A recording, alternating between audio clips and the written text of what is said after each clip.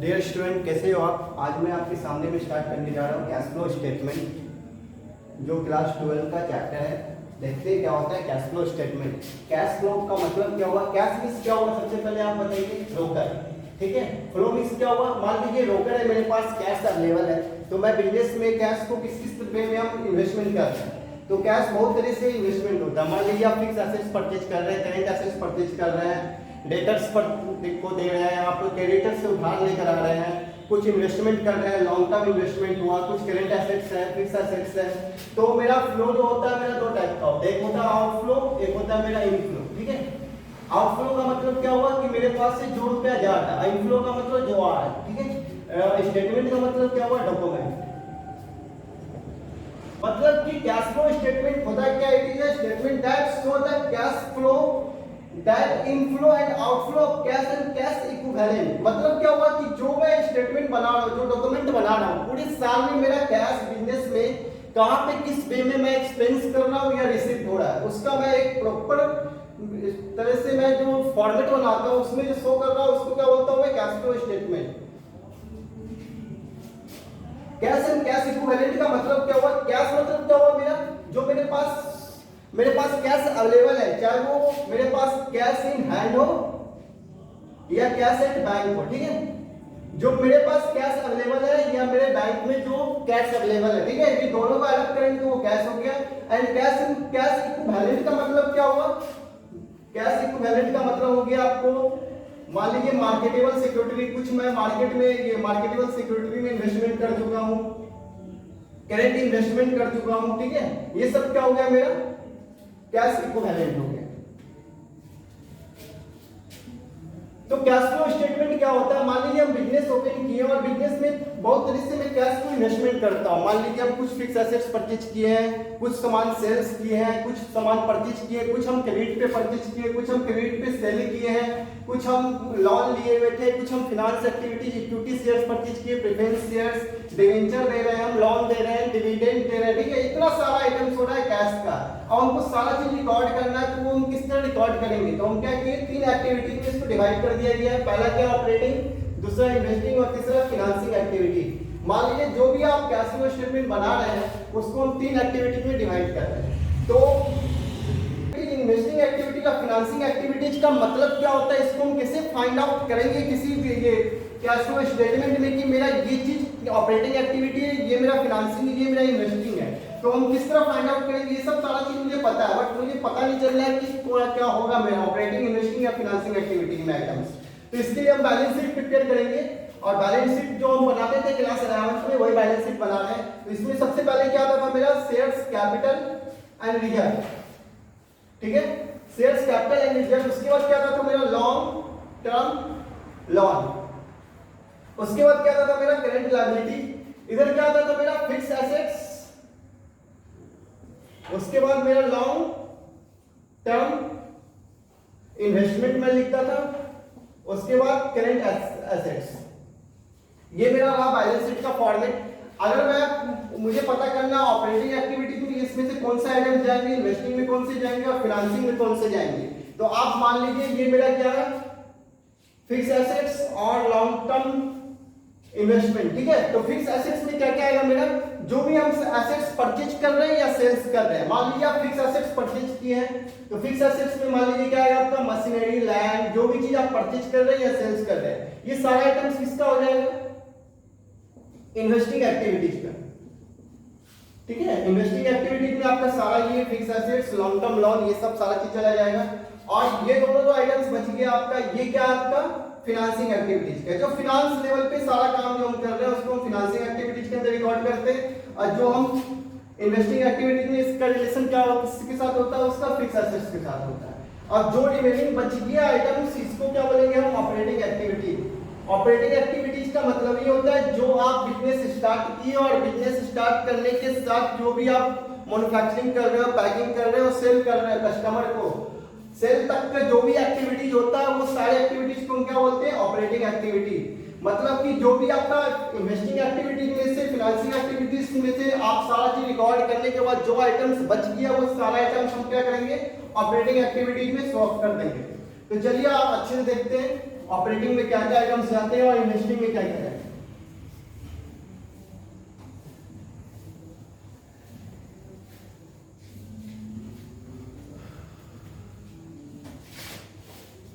Operating activity, writing थोड़ा खराब है, एडजस्ट कर लीजिएगा, ठीक है। ऑपरेटिंग एक्टिविटी में आइटम्स क्या क्या होगा आपका, इसका रिलेशन होता है आपका current assets and current liabilities के साथ, ठीक है। और क्या आता है इसके साथ, कैश, नॉन कैश आइटम्स, ठीक है। ये सारा चीज आपका ऑपरेटिंग एक्टिविटी में। अगर मान लीजिए करेंट एसेट्स इंक्रीज हो रहा है तो हम क्या करेंगे, माइनस करेंगे। अगर करेंट एसेट डिक्रीज हो रहा है तो उसको हम प्लस करेंगे। अगर करेंट लायबिलिटीज इंक्रीज हो रहा है तो हम क्या करेंगे, प्लस करेंगे। और करेंट लायबिलिटी डिक्रीज हो रहा है तो माइनस करेंगे, ठीक है। नॉन कैश आइटम्स में क्या होगा, मान लीजिए जो भी चीज हम एक्सपेंस कर रहे हैं, जो भी चीज मेरे पास से जा रहा है, पेमेंट कर रहे हैं, ठीक है,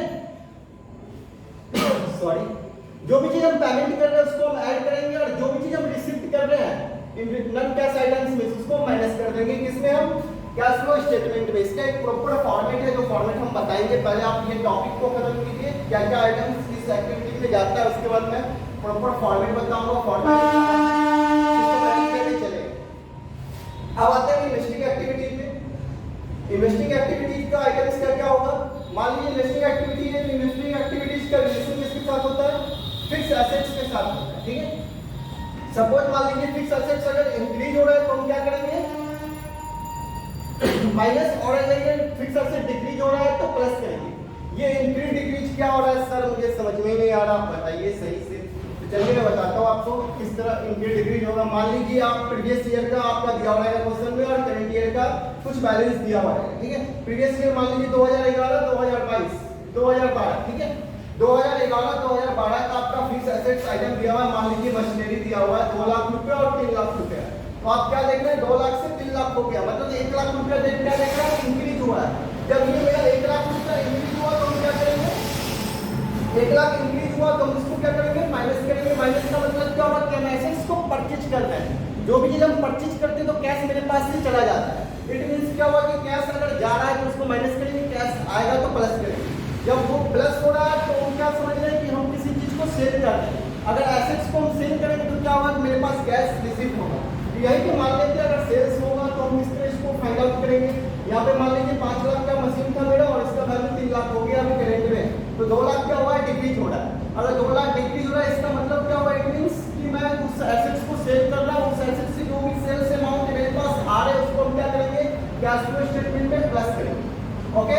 अगर फिक्स एसेट्स इंक्रीज हो रहा है तो हम क्या करेंगे, माइनस। अगर डिक्रीज हो रहा है तो प्लस। अगर इंक्रीज हो रहा है तो परचेज कर रहे हैं, डिक्रीज हो रहा है तो सेल्स कर रहे हैं। It's clear.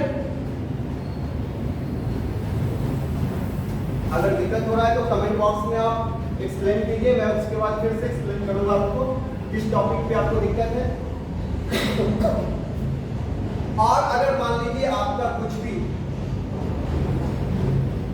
इनकम एक्सपेंस हो रहा है, ठीक है, इनकम रिसीव्ड हो रहा है, सॉरी, अगर मान लीजिए इनकम रिसीव्ड हो रहा है, ठीक है, या डिविडेंड रिसीव्ड हो रहा है, ठीक है, तो ये सब आइटम्स क्या कर देंगे, इसमें हम प्लस कर देंगे इन्वेस्टिंग एक्टिविटी में। फिनांसिंग एक्टिविटीज क्या होता है, जो फिनांस लेवल पे हम सारा काम करते हैं, ठीक है, फिनांस लेवल पे जो भी काम हो रहा है। ऑपरेटिंग मतलब कि जो सेल्स परचेज कर रहे हैं उसकी एक्टिविटीज में, मतलब कि सेल परचेज करके लाए, मैन्युफैक्चरिंग किए, कस्टमर को सेल किए, उसके बीच के सारा ड्यूरेशन क्या बोलेंगे हम, ऑपरेटिंग। और इन्वेस्टिंग क्या हो गया, जो भी हम फिक्स एसेट्स को अगर हम सेल परचेज कर रहे हैं, फिक्स एसेट्स। फिनांसिंग में क्या हो जाएगा, issue of debenture, issue of shares, issue of debenture, और क्या हो जाएगा, सिक्योरिटी प्रीमियम, ठीक है। अगर मान लीजिए इशू ऑफ शेयर्स, अगर हम शेयर्स को इशू करेंगे तो क्या आएगा, मेरे पास कैश आएगा, क्योंकि हम पब्लिक से पैसा मांग रहे हैं, ठीक है। अगर मैं शेयर्स इशू कर रहा हूं पब्लिक के बीच में तो पब्लिक मुझे कैश देगी। इट मींस क्या हो गया कि मेरे पास कैश आएगा तो उसको हम प्लस करेंगे। और इशू ऑफ डिवेंचर करेंगे तो लोन आएगा, मेरे पास डेब्ट आएगा। इसका मतलब क्या करेंगे, उसको भी ऐड करेंगे। सिक्योरिटी प्रीमियम क्या होता है, मेरे लिए प्रॉफिट किसी भी कंपनी के लिए, इसलिए इसको भी हम क्या कर देंगे, ऐड कर देंगे। और अगर मान लीजिए आपको इंटरेस्ट पे दिया हुआ है, ठीक है, डिविडेंड पे दिया हुआ है, इंटरिम डिविडेंड दिया हुआ है, ठीक है, तो ये सबको क्या करेंगे हम, माइनस कर देंगे फिनेंशियल एक्टिविटीज के अंदर। आई होप आपको समझ में आया होगा। चलिए आगे देखते हैं इसका फॉर्मेट।